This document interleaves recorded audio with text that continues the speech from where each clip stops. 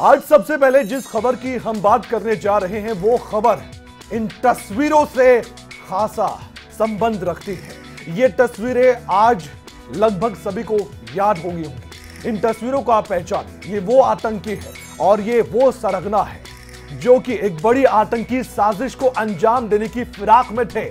लेकिन क्या नाकाम सब हो गया या भी बहुत कुछ बचा है? आइए आपको बताते हैं। सवाल हमारे सामने क्या इस खबर को लेकर, वो ये कि आखिर आतंकियों का इरादा था क्या? पुलिस ने बड़ी साजिश को बेनकाब कैसे किया है? क्या बड़े आतंकी कनेक्शन का अब पता चलेगा? कहां होनी थी घातक हथियारों की यह सप्लाई? और सबसे बड़ा सवाल, आतंकियों के आका तक खबर कैसे पहुंच गई?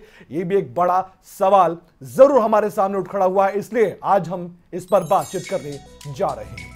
तो आज बात सबसे पहले एक रिपोर्ट के जरिए आपको बताते हैं हुआ क्या था। दरअसल करनाल में गुरुवार की सुबह एक सनसनी पैदा करने वाली खबर से सब कुछ शुरू हुआ और शाम तक आते आते आतंकियों को, इन संदिग्ध व्यक्तियों को 10 दिन के रिमांड पर भेज दिया गया। और पुलिस को सूचना मिली थी कि 4 आतंकी करनाल के नेशनल हाईवे से गुजरने वाले हैं। पुलिस ने एक बड़ा जाल बिछाया और चारों को गिरफ्तार कर उनके असली ठिकाने तक पहुंचा दिया है।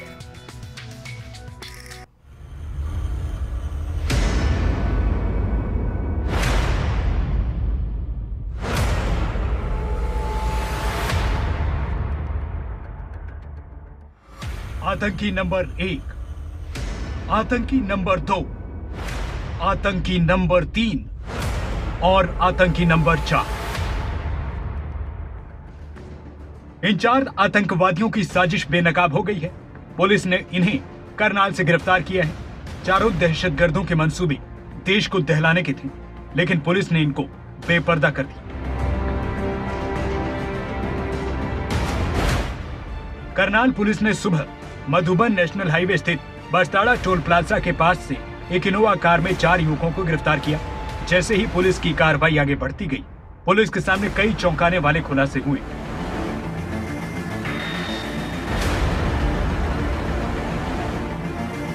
पुलिस को सबसे पहले इनके आतंकी होने का सबूत मिला। आतंकियों के पास से 3 IED, एक देसी पिस्टल, 31 कारतूस, 1,30,000 रुपए की नकदी, 6 मोबाइल फोन बरामद हुए। कार में 3 लोहे के कंटेनर मिले हैं। करनाल के एसपी गंगाराम पुनिया ने पूरी घटना में पर्दा उठाया है। 3 हमारी डायल 112 गाड़ियाँ और एक लोकल थाने की गाड़ी हमने भेजी थी। जैसे ही वो इनोवा गाड़ी वहाँ पहुँची, हमने उस गाड़ी को वहाँ पर रोका, चारों युवकों को काबू किया। युवकों ने पूछताछ पे अपना नाम गुरप्रीत, अमनदीप, परमिंदर और भूपेंद्र बताया। ये चारों ही पंजाब के रहने वाले हैं। 3 जो युवक हैं वो जिले से और एक लुधियाना जिले से है। उसके बाद में हमने हमारी BDDS टीम को और FSL टीम को मौके पर बुलाया था। गाड़ी की तलाशी ली गई। तलाशी के दौरान एक देसी पिस्टल, 30 जिंदा कारतूस और 3 लोहे के कंटेनर जिनका एक का वजन लगभग 2.5 किलो के आसपास है, वो मिले थे।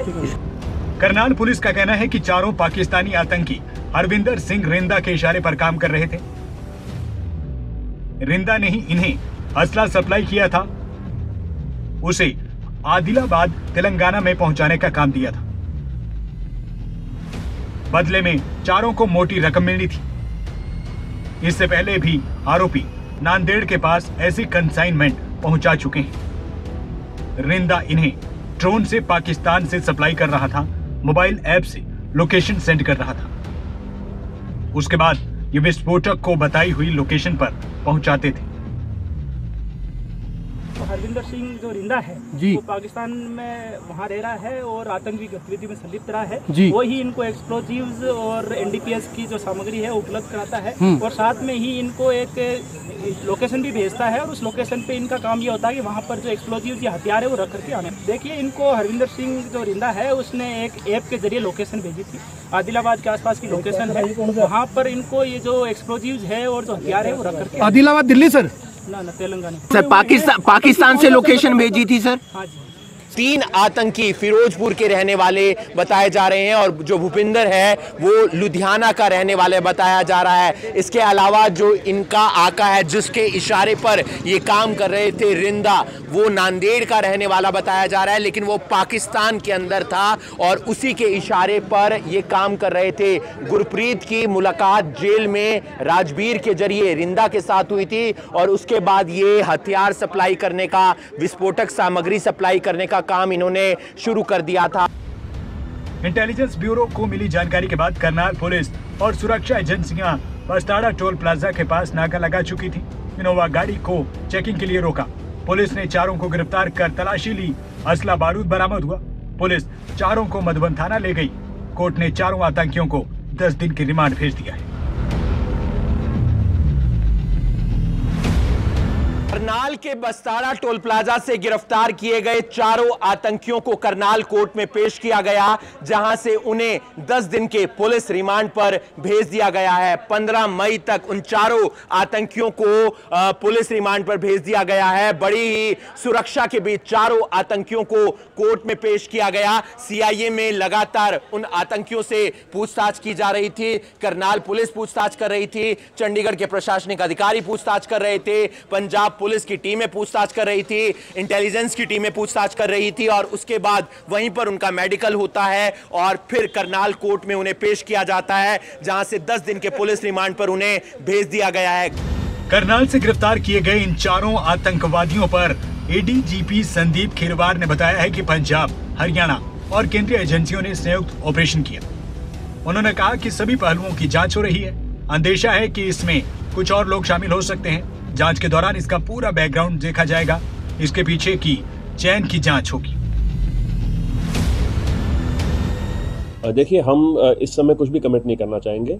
हम सारे हमारे जितनी भी ओपन माइंड से इन्वेस्टिगेशन कर रहे हैं और जैसे फैक्ट सामने आएंगे उसके हिसाब से हम इन ड्यू कोर्स आपको बताएंगे। इस समय हम ज़्यादा कुछ कमेंट नहीं करेंगे। ये संभव है कि और भी लोगों का इसमें इन्वॉल्वमेंट हो और बल्कि हमारे पास इंडिकेशंस भी हैं कि कुछ एटलीस्ट कुछ लोग तो और हैं, तो उनके खिलाफ भी उनका जो पूरा बैकग्राउंड है, जिन का पूरा chain of commission of this offence में हम उसको इन्वेस्टिगेट करें। आतंकियों के पकड़े जाने के बाद आशंका जाहिर हो रही है कि ये लोग किसी बड़ी घटना को अंजाम देने निकले थे। पुलिस के लिए 10 दिन का रिमांड काफी अहम है, वो इसलिए भी क्योंकि आतंकियों का पाकिस्तानी कनेक्शन भी सामने है। हिमांशु नारंग, करनाल, खबरें अभी तक।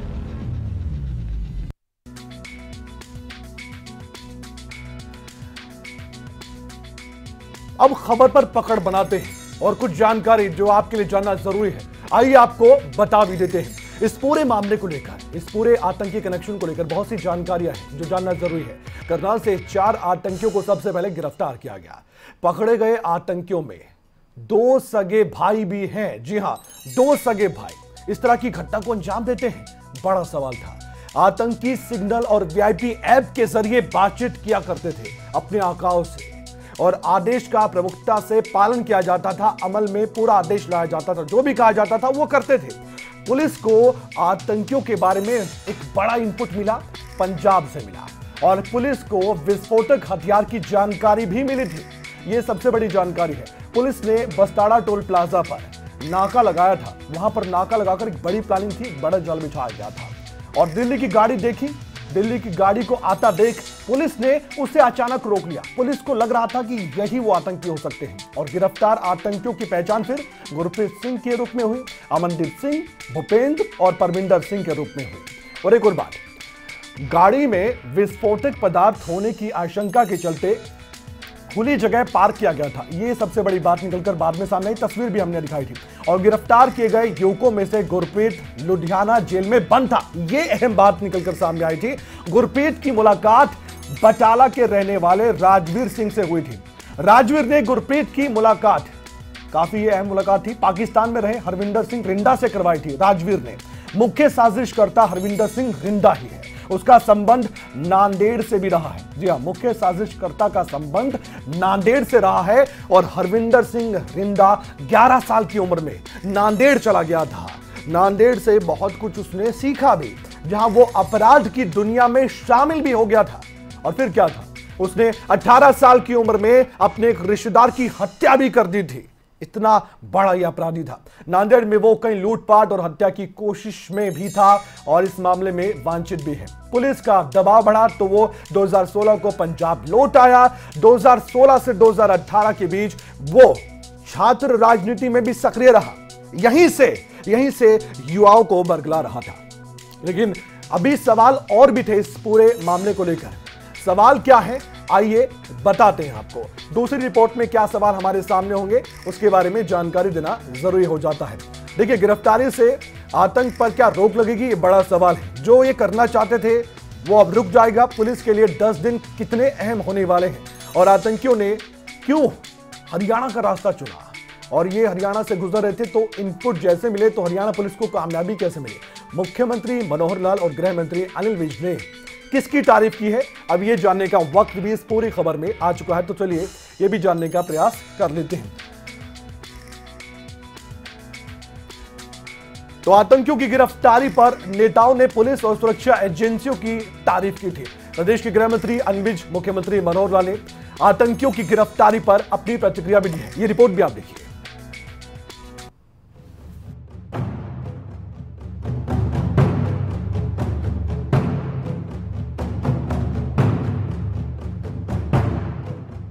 हरियाणा के करनाल से आतंकियों की गिरफ्तारी से पूरे देश में सनसनी फैल गई।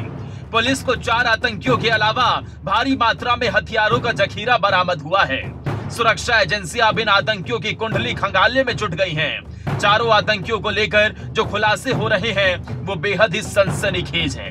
इन आतंकियों का आका पाकिस्तान में बैठा उन्हें हुक्म देता था और फिर ये उस काम को अंजाम देते थे। चारों आतंकियों का अगला ठिकाना दिल्ली था, लेकिन अब उनका ठिकाना बदलकर करनाल हो गया है। चारों आतंकियों का अब रिमांड होगा और उस 10 दिन के रिमांड से कई अहम खुलासे होने की भी उम्मीद है। जो गुरप्रीत है वो रिंदा के संपर्क में आया था, जो नांदेड़ का रहने वाला है, लेकिन इस समय वो पाकिस्तान में है। पाकिस्तान से वो हथियार भेजता था ड्रोन के जरिए और उस खेत से ये हथियार को लेते थे। पहली असाइनमेंट इन्होंने नांदेड़ पहुंचाकर पूरी की और दूसरी असाइनमेंट इन्होंने तेलंगाना तक उन हथियारों को पहुंचाना था। लेकिन करनाल पुलिस को गुप्त सूचना मिलती है और उसके आधार पर बस्तारा टोल प्लाजा के पास से इन चारों आतंकियों को इनोवा गाड़ी और विस्फोटक सामग्री के साथ गिरफ्तार कर लिया जाता है। देखना अब यह होगा कि 10 दिनों की पुलिस पूछताछ के दौरान इनसे क्या कुछ जानकारी मिलती है। करनाल में हुई इन आतंकियों की गिरफ्तारी से नेता भी सन्न रह गए। गिरफ्तारी की खबर प्रदेश के गृह मंत्री अनिल विज के पास तुरंत पहुंची और उन्होंने मीडिया के सामने आतंकियों से जुड़ी पूरी जानकारी को साझा किया। 4 आतंकवादी पकड़े गए। तलाशी लेने पर उनके पास से 3 आईईडी, 1 देशी पिस्टल, 31 जिंदा कारतूस, 1,30,000 रुपये नगद और 6 मोबाइल फ़ोन पकड़े गए। पकड़े गए आरोपियों में से गुरप्रीत, अमनदीप व परविंदर जिला फिरोजपुर के रहने वाले हैं। वह आरोपी भूपिंदर जिला लुधियाना का रहने वाला है। हरियाणा पुलिस ने बहुत सफलतापूर्वक कार्रवाई की है और इसमें क्योंकि एकदम कार्रवाई करनी पड़ी तो हमारी डायल 112 की 3 गाड़ियों ने जाकर इसको पकड़ा। डायल 312 की 3 गाड़ियों ने और एक स्थानीय गाड़ी ने इसको जाकर पकड़ा है। बाकी पूछताछ की जा रही है। एजेंसियां और भी जानकारी हासिल कर रही है, जिसके बारे में जानकारी मिलने पर ही बताया जा सकेगा। आतंकियों की गिरफ्तारी के बाद पुलिस की तारीफ की गई है क्योंकि उन्होंने एक बड़ी आतंकी साजिश को नाकाम किया है। हरियाणा के मुख्यमंत्री मनोहर लाल ने कहा कि आतंकियों से पूछताछ जारी है, लेकिन आतंकियों का मकसद हरियाणा में किसी अप्रिय गतिविधि को अंजाम देना नहीं था, बल्कि हरियाणा को पार कर आगे बढ़ना था। उनका क्योंकि हरियाणा प्रदेश से कोई लेना देना नहीं है।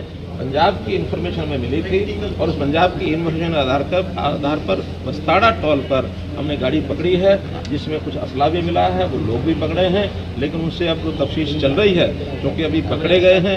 उसकी इन्वेस्टिगेशन के बाद ही पता लगेगा उनका मकसद क्या था, कहाँ जा रहे थे। लेकिन अभी जानकारी ये है कि वो हरियाणा की कोई ऐसी घटना नहीं थी, वो कहीं हरियाणा को पार कर रहे थे।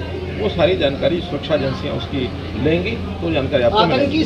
और वो लोग भी जिस प्रकार की प्रारंभिक जानकारी है वो किसी आतंकी संगठन से जुड़े हुए हैं। अब ये पता नहीं कि वो स्वयं इस प्रकार के व्यक्ति के स्वयं आतंकवादी हैं या उनको यूज़ किया जा रहा है उस असले को एक स्थान से दूसरे स्थान भेजने के लिए। वो जो एजेंसियां हैं उनको सारा विषय जानकारी में आ गया, उसकी छानबीन कर रहे हैं। हरियाणा विधानसभा के अध्यक्ष ज्ञानचंद गुप्ता ने आतंकियों की गिरफ्तारी को लेकर पुलिस और सुरक्षा एजेंसियों को बधाई दी और उम्मीद जताई कि आतंकियों से कई खुलासे होंगे। देखिए, मैं जिन हमारी फोर्सेस ने, जिन पुलिस ने, ये लोगों ने उनको पकड़ा है, मैं उनको मुबारकबाद देना चाहता हूँ, उनको बधाई देना चाहता हूँ। उनकी इंटेलिजेंस के कारण, उनकी सतर्कता के कारण वो उन लोगों को पकड़ पाए हैं और मुझे लगता है कि इनके पकड़े जाने के बाद और बड़े खुलासे उनसे होंगे। हथियारों का जखीरा और आतंकियों का पाकिस्तान कनेक्शन ये तो साफ दर्शाता है कि आने वाले दिनों में ये किसी बड़ी घटना को अंजाम दे सकते थे, लेकिन इनके मंसूबों पर अब पानी फिर गया है। चारों आतंकियों का अंजाम क्या होगा ये तो आने वाला वक्त ही बताएगा, मगर 10 दिन जरूर अहम होंगे। हिमांशु नारंग, करनाल, खबरें अभी तक।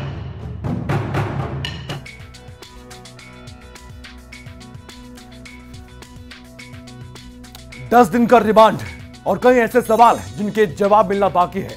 10 दिन के बाद पुलिस क्या बड़ा खुलासा करेगी? क्या कोई बड़ा आतंकी कनेक्शन वाकई में निकलकर तथ्यों के साथ सामने आएगा? खबर पर पकड़ हम जरूर उस दौरान भी बनाएंगे।